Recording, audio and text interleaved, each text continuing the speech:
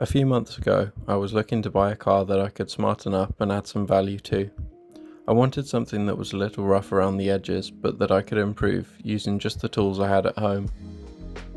I found this Subaru Legacy on Gumtree. It was taken in part exchange by a home car dealer. It was too rough for him to sell through his business, so he was looking to offload it quickly to clear some space. We went to view the car, and it seemed to be what I was looking for. I didn't negotiate on the price because there were other people interested in it. I just paid the £650, taxed and insured the car, and drove it home. The next day, I took a good look around the car and made a list of its problems that needed addressing. The tailgate was damaged, it was rusty, and it didn't open.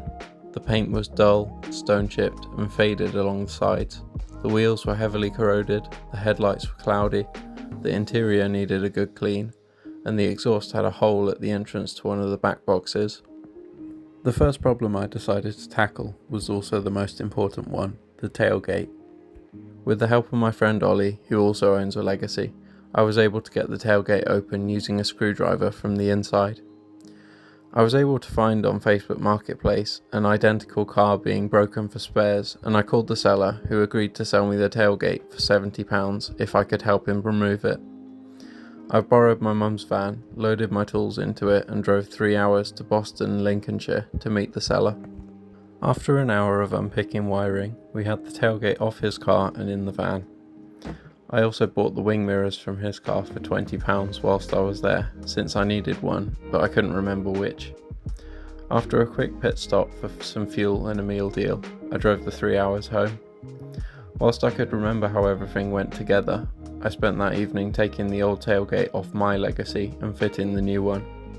Although I ended up with lots of cuts on my hands, the tailgate opened and closed perfectly, and once we'd aligned it with the other panels, the biggest problem with the car was sorted. I did notice the reverse light didn't work, but I quickly discovered it was because the bulb was missing, and I swapped the one from my old tailgate and it sorted it out. The next problem I had to tackle was the wheels.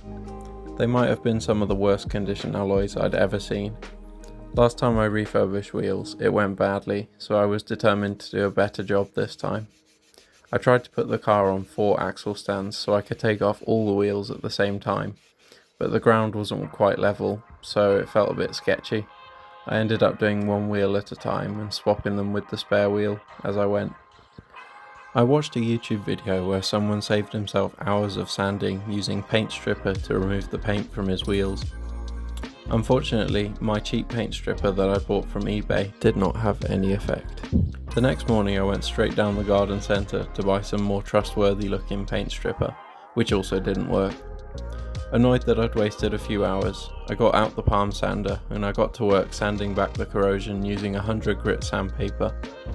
I followed it up with some 280 grit sandpaper to smooth out the surface, ready for primer.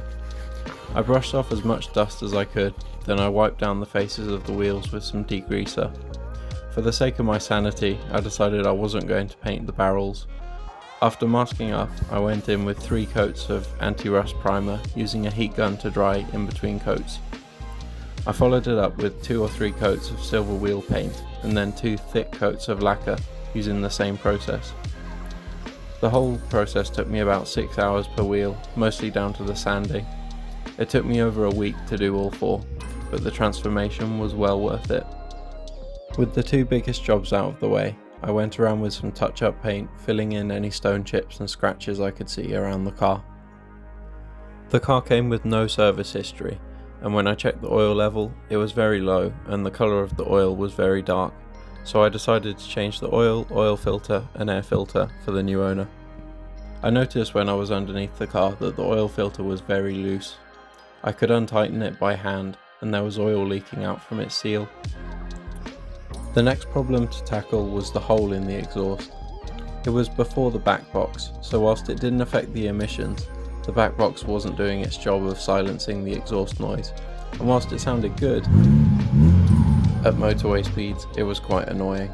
So I went over to our unnamed motoring products store and bought some strange looking items that promised a permanent fix. The idea of it was that I apply a layer of paste over the hole, then fit a metal bandage over the paste. then follow it up with another layer of paste. I thought I'd give it a go as best I could, although in hindsight it would have been a lot easier if I'd put the car up on service ramps. Then I spent 10 minutes trying to find the lid of the paste. I let it set for about 24 hours and surprisingly it did work, or at least for the time being. I set about fitting the driver's wing mirror from the donor car, as the indicator lens on mine was cracked and it had moss inside. Then it was on to deep cleaning the interior. The previous owner clearly had dogs and there was dog hair everywhere. After a thorough vacuum, cleaning of the plastics, the leather, and a wet vac of the boot carpets, the interior was looking and smelling presentable again, and it was somewhere I would be happy to sit for hours. I'd noticed that the tread on the 2 rear tyres was down to the legal limit, and took the wheels over to the cheapest local tyre shop I could find to get some brand new rubber fitted. It was just as well, since one of them had a screw in it anyway. At the same time I put these wheels back on, I took the locking wheel nuts off and threw them away, replacing them with normal ones. I gave the car a wash, but instead of using wash and wax solution, I instead just used a car shampoo.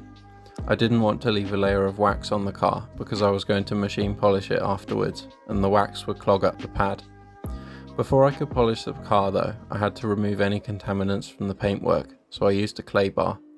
I kept dropping it, so I had to keep using new pieces of clay, and I ended up using the entire bar.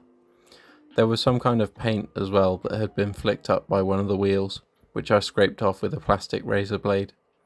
I went around the whole car with a Menzona single stage polishing compound, which leaves a layer of wax on the paint. I think it's fair to say it transformed the car. The final thing left to do was restore the headlights from this to this. I used a Turtle Wax headlight restoration kit, and by following the instructions and not rushing, I was able to get a really good finish on the lights. Clear headlight lenses really lift a car's appearance.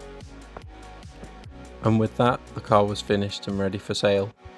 I agreed to sell it to my friend Tom for a price we both agreed was fair, which was £1,500. I'll go through my costs in another video, but unfortunately I did overspend and I only ended up with a profit of £87.47. But nevertheless, I was really pleased that I was able to give an old car a new lease of life, and I was happy with how it turned out. If you got this far, thanks for watching and stay tuned for the next one, which didn't go so well.